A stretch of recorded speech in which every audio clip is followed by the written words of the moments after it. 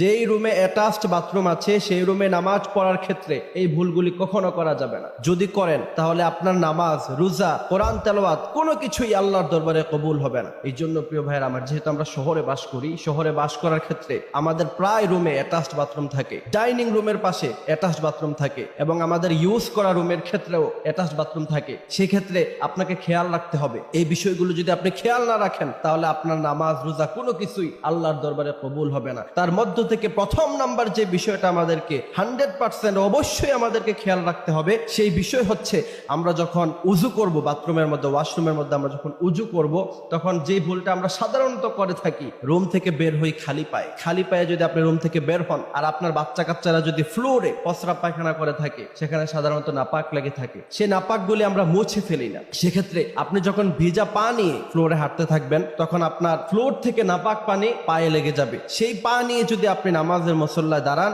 আজীবন নামাজ পড়তে পারবেন, কিন্তু আপনার নামাজ কোনোদিন আল্লাহ সুবহানাহু ওয়া তাআলার দরবারে কবুল হবে না। রাসূল করিম সাল্লাল্লাহু আলাইহি ওয়াসাল্লাম বলেছেন, নামাজ কবুল হওয়ার জন্য পূর্ব শর্ত হলো পবিত্রতা অর্জন করা। রাসূল করিম সাল্লাল্লাহু আলাইহি ওয়াসাল্লাম বলছেন, নামাজের ভিতরে এবং বাহিরে কিছু ফরজ আছে, তার মধ্য থেকে নামাজের বাহিরে অন্যতম ফরজ হলো পবিত্রতা অর্জন করা। আপনি ওয়াশরুম থেকে বের হয়েছেন, আপনি খালি ফ্লোরে পা দিয়েছেন, সেই ফ্লোর থেকে ভিজা লাগার কারণে, আপনার পা তো যেহেতু ভিজা, সেই ভিজা লাগার কারণে যেহেতু আপনার নাপাক লেগে যাবে, নাপাক পানি লেগে যাবে, সেক্ষেত্রে আপনার সেই পা দ্বারা, সেই উজু দ্বারা কখনো নামাজ কবুল হবে না। সেক্ষেত্রে একটা টেকনিক আপনি অবলম্বন করতে পারেন, সেটা হচ্ছে উজুর জন্য আলাদা স্যান্ডেল বাসায়, যেটা আমরা ইউজ করি সাধারণত, আলেম ওলামাদের বাসায় গেলে দেখবেন ওয়াশরুম থেকে উজু করার পরে বের হওয়ার পরে তার একটা স্যান্ডেল ইউজ করে। সেই স্যান্ডেলটা অথবা সেই জুতাটা সবসময় পবিত্র থাকে। সেই পবিত্র স্যান্ডেল নিয়ে তারপর আপনি নামাজের মুসল্লায় দাঁড়াতে পারেন। স্যান্ডেলটা খুলে অবশ্যই দাঁড়াতে হবে, মানে যতটুকু আপনি পায়চারি করবেন ততটুকু আপনি ওই স্যান্ডেলটা পরিধান করবেন।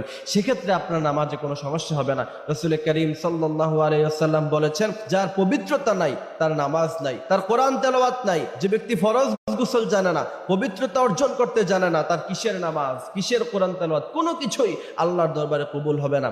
আল্লাহ সুবহানাহু ওয়া তাআলা বলছেন, ফীহি রিজালু ইউহিব্বুন আইয়াতাতাহহারু ওয়াল্লাহু ইউহিব্বুল মুত্তাহহিরিন। যে ব্যক্তি পবিত্রতা অর্জন করলো, সবসময় পাক পবিত্র থাকলো, ওয়াল্লাহু ইউহিব্বুল মুত্তাহহিরিন, আল্লাহ বলছেন আমি আল্লাহ পাক তাকে সবচেয়ে বেশি ভালোবাসি। আল্লাহ সুবহানাহু ওয়া তাআলা দুই ধরনের মানুষদেরকে সবচেয়ে বেশি ভালোবাসে। প্রথম নাম্বার হলো ইন্নাল্লাহা ইউহিব্বুত তাওয়াবিন, যারা তাওবা করে, গুনাহ করে ফেলছেন, হতাশ হওয়ার কোনো বিষয় নাই।